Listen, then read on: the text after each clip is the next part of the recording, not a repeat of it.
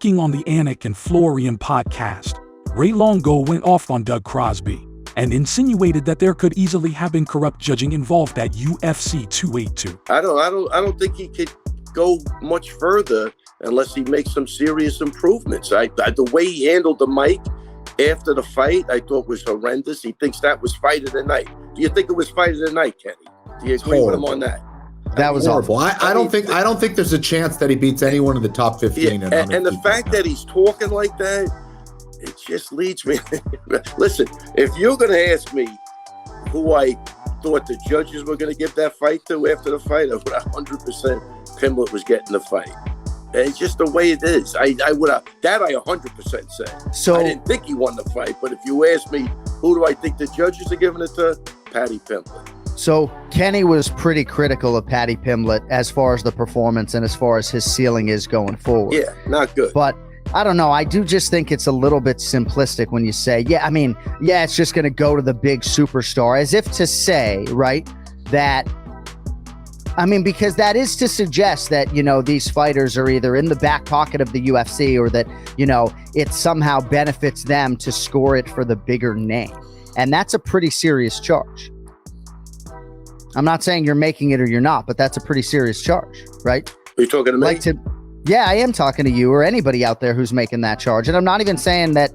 I'm saying this. I'm saying if you're looking into James Krause and the betting controversy and what's going on with that, you got to look at judges and refs because they could sway a fight easily. That guy could have, even the ref, maybe he wanted that fight to stay on the fence. I don't know.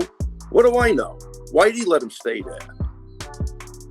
Why did he let him stay there? Maybe there was something on that. Well, Herb Dean was the ref. When you have a judge that's friends with fighters, that has got close associations with corners and management, and look at this guy, what he said about Crosby, this AJ Azagam or whatever his name is.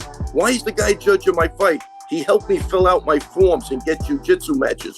Why is a judge helping a fighter fill out his forms for anything and then judging his fight? Just answer me that.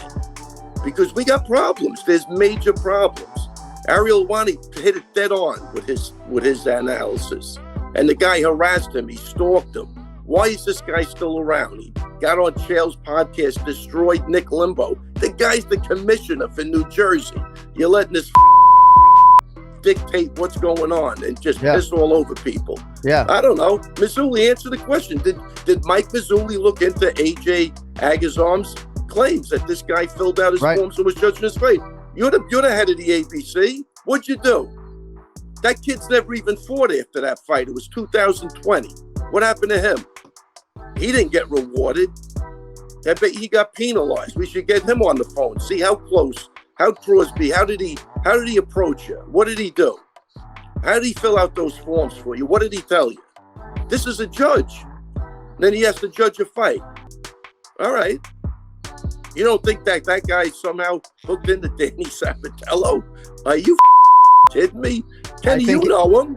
You know he knows people. You know he goes to gyms and talks to people. What the is going on? If these commissioners, I'm saying if Bob Bennett was still in Nevada, that shit never happens. They don't fly that guy from Connecticut to Nevada. It just doesn't happen. Sterling reveals why he isn't the biggest fan of UFC newcomer Rosas Jr.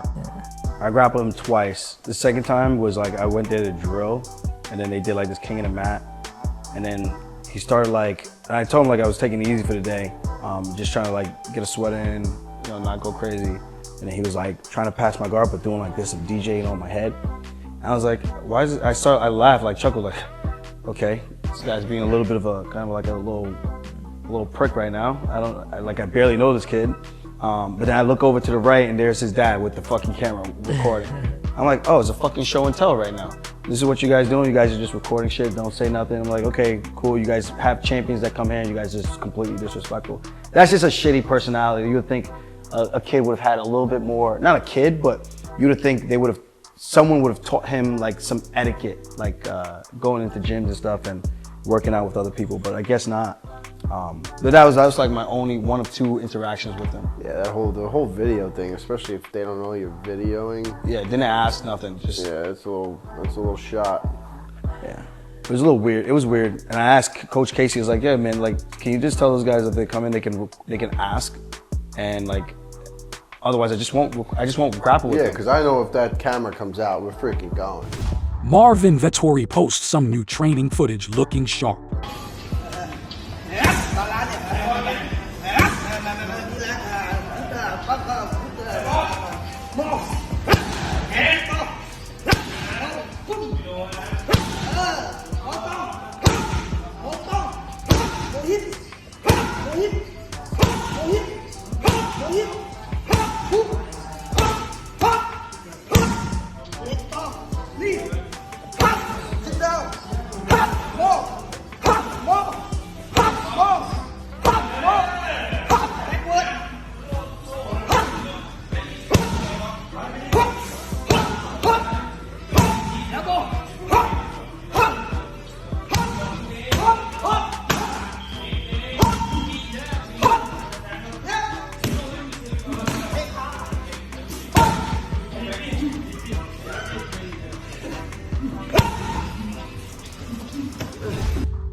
Michael Bisping reacts to Tate saying that Brazilian Jiu-Jitsu is completely useless in a street fight.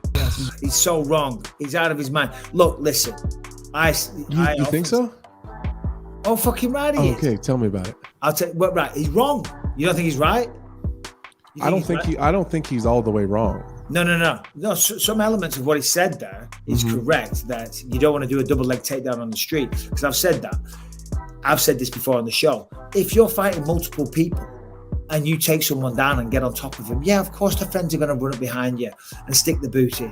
They're gonna piece you up pretty quick, right? But in a one-on-one environment, you know what I mean? If you're going up against another man, a black belt at jiu-jitsu versus someone that's not, I'll take the black belt all day long.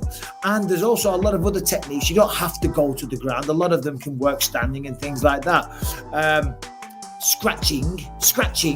You think you're going to scratch away? Yes, Brian? What did he say? Sorry, I didn't mean to interrupt you. I was just saying, we had that video of Renzo Gracie mopping that dude up in the subway. Yeah. It's all right.